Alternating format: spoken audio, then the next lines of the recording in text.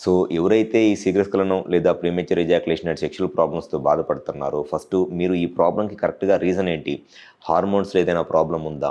Infections ఏమైనా ఉన్నాయా? లేకపోతే మీరు ఇంతకుముందు ఈ మాస్టర్బేషన్ చేసుకోవటం వల్ల ఈ పెన్నిస్‌కి సంబంధించిన నర్వ్స్‌లో ఏదైనా ప్రాబ్లమ్ ఉందా? అనేది క్లియర్‌గా ఐడెంటిఫై చేసుకోవాలి.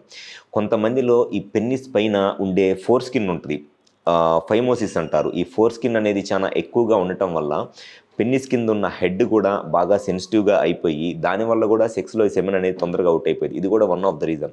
సో, జనరల్‌గా ఈ 4 రీజన్సే ఉంటాయి. హార్మోన్స్‌లో ప్రాబ్లమ్ గానీ, ఇన్ఫెక్షన్ గానీ, పెన్నిస్‌కి సంబంధించిన నర్వ్స్ ఏదన్నా ఈ ఎక్కువగా మాస్టర్బేషన్ చేసుకోవటం వల్ల, లేదా హస్తప్రయోగం చేసుకోవటం వల్ల ఫాస్ట్‌గా ఎక్సైట్ అయిపోవటం గానీ, లేకపోతే ఈ పెన్నిస్‌కి స్కిన్ ఎక్కువగా ఉండటం వల్ల హెడ్ అనేది బాగా సెన్సిటివ్ అయిపోయి, దానివల్ల సెమెన్ తొందరగా ఔట్ అయిపోవడం. జనరల్‌గా ఈ 4 రీజన్సే ఉంటాయి. సో, ఫస్ట్ మనం కరెక్ట్‌గా రీజన్ ఏంటి అనేది తెలుసుకున్నట్లయితే, కరెక్ట్‌గా ఆ రీజన్‌ని గనక ట్రీట్మెంట్ చేస్తే, డెఫినిట్‌గా సెక్స్‌లో చాలా ఎక్కువ టైం పెరిగిద్ది. సెక్షువల్‌గా కూడా హ్యాపీగా ఎంజాయ్ చేయగలరు. సో, అన్నిటికన్నా ముఖ్యము అక్కడ ట్రీట్మెంట్ తీసుకోవటం గాదు. అసలు ఆ ప్రాబ్లమ్‌కి కారణం ఏంటి అనేది తెలుసుకోవటం. కారణం ఏంటి అనేది తెలిస్తేనే మనం సెక్షువల్‌గా ఏ ప్రాబ్లమ్‌కైనా సరే ట్రీట్మెంట్ చేయగలం. కారణం తెలుసుకోకుండా ఏదో వేగ్‌గా మెడికల్ షాప్ నుంచి టాబ్లెట్స్ తెచ్చుకొని వాడుకోవటం వల్ల మీకు ఎటువంటి ఉపయోగం ఉండదు. టెంపరరీగా మీకేదో ఆ ప్రాబ్లమ్‌కి టెంపరరీ సొల్యూషన్ దొరికిద్దిలే గానీ, మీకు పర్మనెంట్ సొల్యూషన్ అనేది దొరకదు.